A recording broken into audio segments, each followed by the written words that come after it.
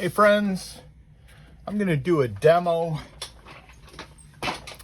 on the best way, not the best way, I look at this as the only way to apply our paint. We've been having some questions about how to apply it, what the steps are, and this is very, very important. The first most important thing is what we're trying to do is get the paint to bond to the surface.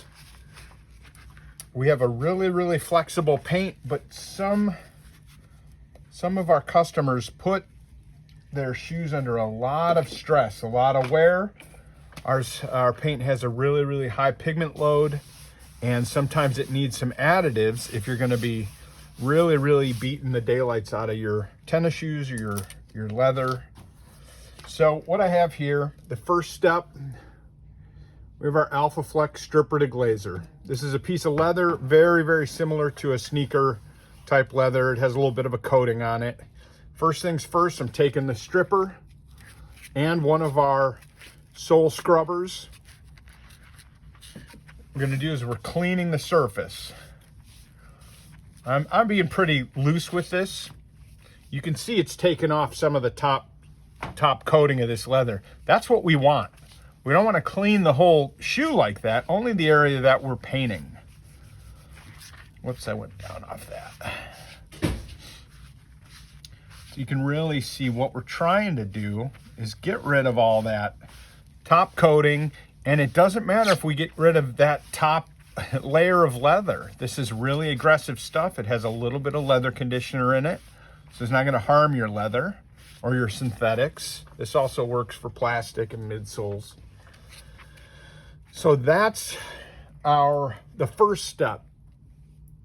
alphaflex stripper deglazer with one of our scuffers. Our second step is going to be taking one of our sole scuffers and scuffing up this area. We're creating some tooth. We're making this surface aggressive. We've already cleaned off all the silicones, all the protective agents, and we're roughing this up. You do the same thing on your sneakers, on your leather bags.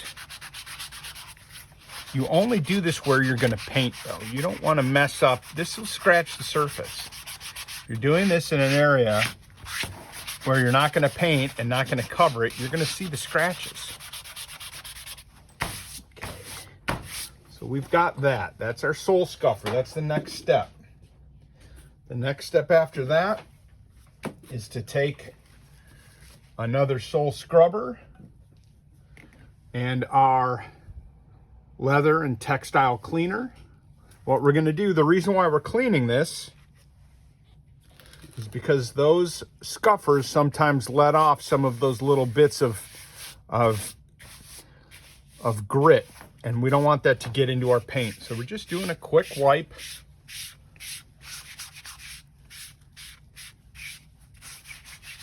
Okay.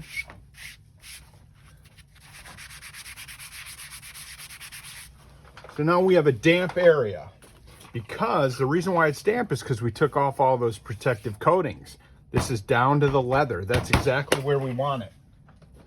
And we have to wait for that to dry, or take a hair dryer. This will speed up the process of drying, obviously. We don't want to apply anything to a wet surface. Very important. Again, what we're trying to do, this is the foundation of what we're going to be painting on.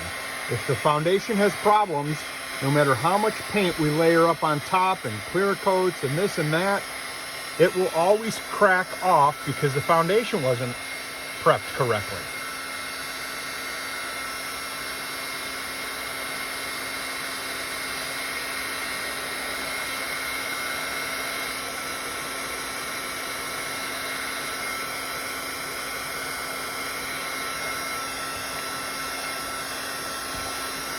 Excellent.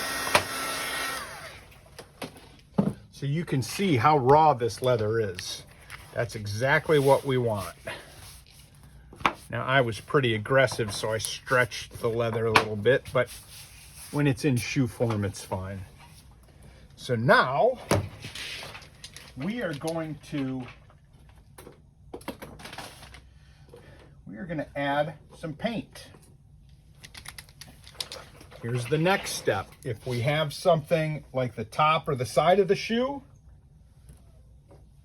that's somewhat flexible, we can go right to our alphaflex and apply it directly.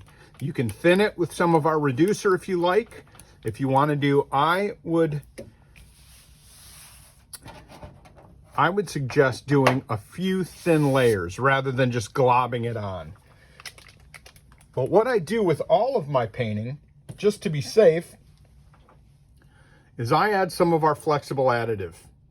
You can add this all the way up to 1-to-1 with our paint without compromising the color or the adhesion properties. Usually I don't add 1-to-1. I don't do 50% alphaflex and 50% paint. What I'll do is I'm going to use some of our new blush, our alphaflex blush, which that's going to be a nice little color combo, I think. So this is what I'll do. A little measuring cup.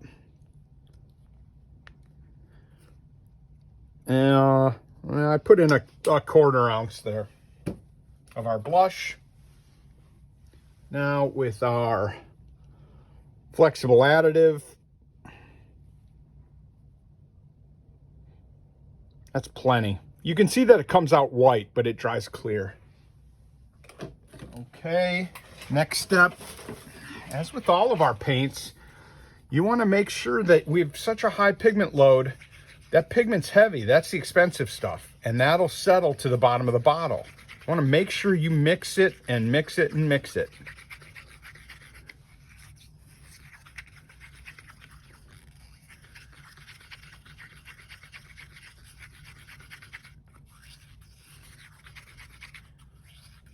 And like I said, I add our flexible additive to all of my paint when I'm doing projects.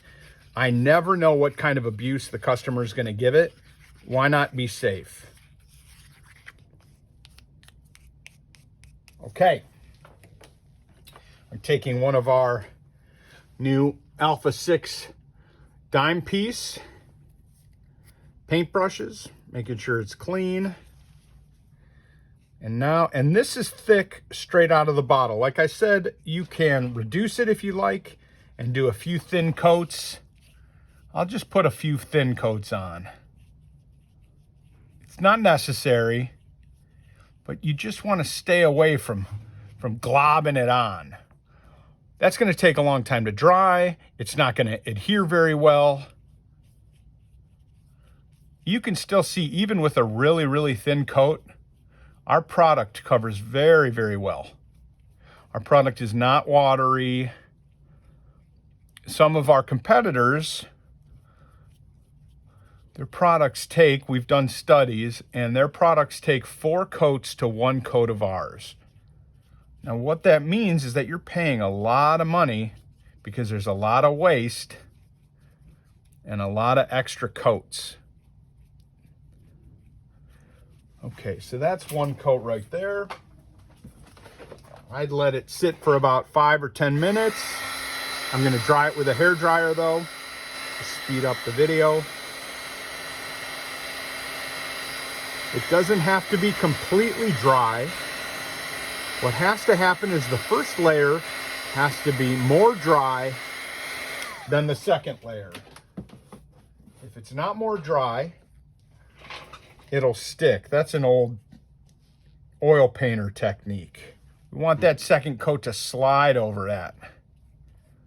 But if they're the same dryness, the paintbrush will stick. So we dried it a little bit. Getting it down into those crevices.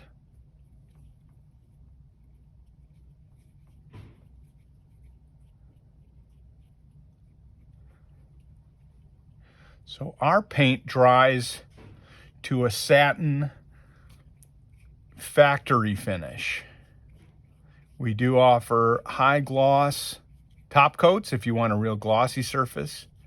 What we did is we formulated this to match as close as we could to the finish that you get on sneakers. But we also offer a matte finish if you want to go a little more flat.